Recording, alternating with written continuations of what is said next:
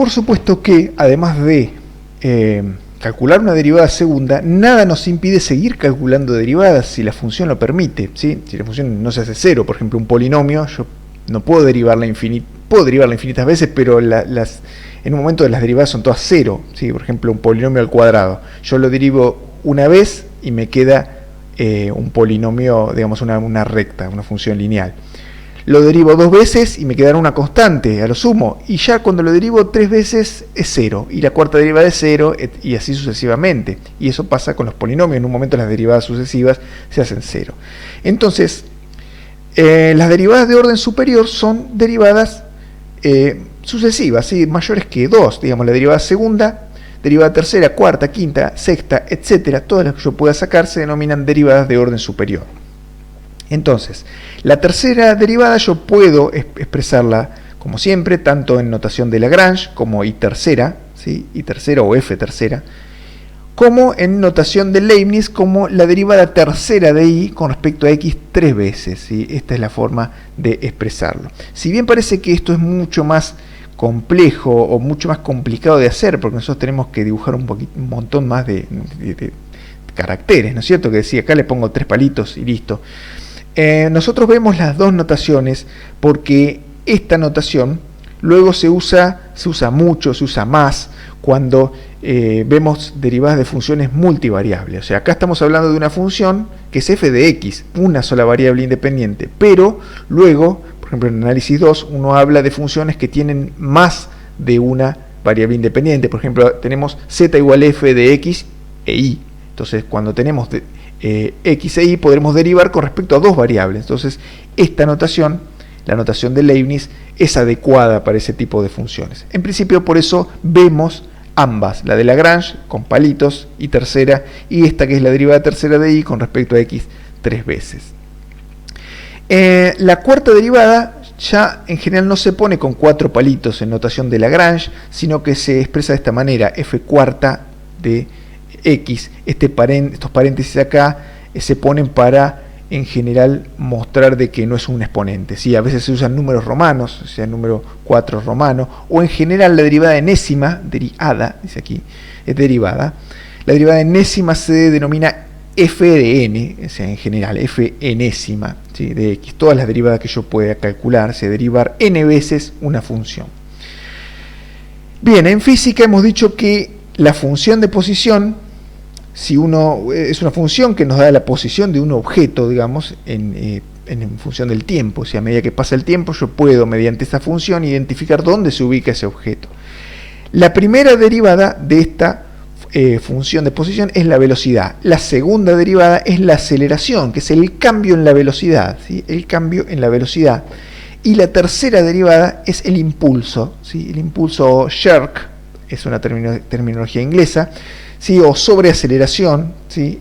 El impulso es el cambio en la aceleración, ¿sí? El cambio en la aceleración de un movimiento. Entonces, la derivada segunda de la función de posición es u segunda. Esto es, recuerden esta notación, u con 2 puntitos es la derivada segunda de u con respecto al tiempo, 2 veces. Es la aceleración, va a aparecer muchas veces en el estudio de dinámica de sistemas, ¿sí? En la dinámica de sistemas son sistemas que se están moviendo, entonces está siempre u prima o u punto, digamos, y u 2 puntos, que es la aceleración.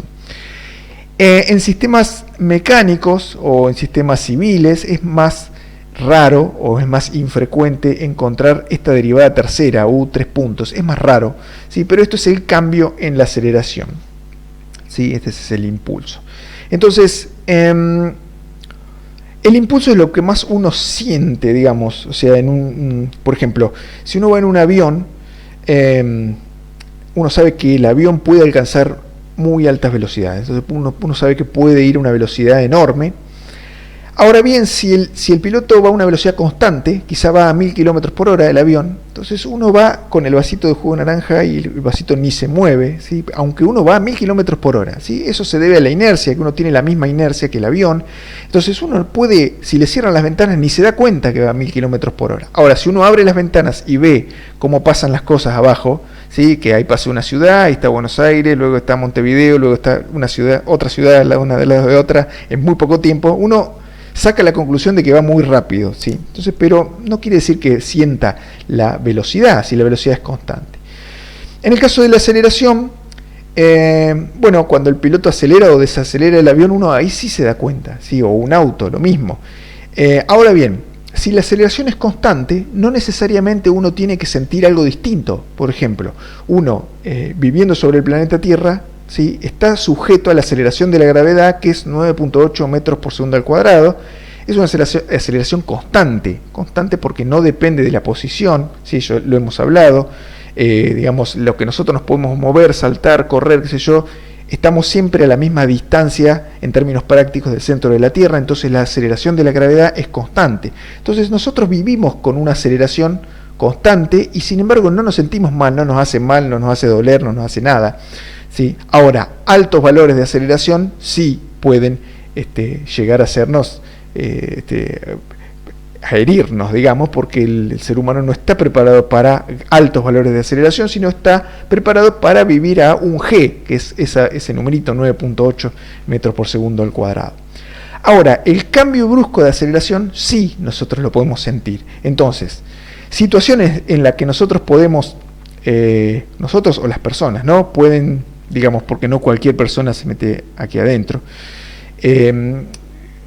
podemos sentir el cambio de la aceleración es, por ejemplo, una montaña rusa, ¿sí? La aceleración, como es vectorial, tiene tres componentes. Entonces, por ejemplo, lo que está haciendo esta montaña rusa de girar así, está cambiando bruscamente la aceleración.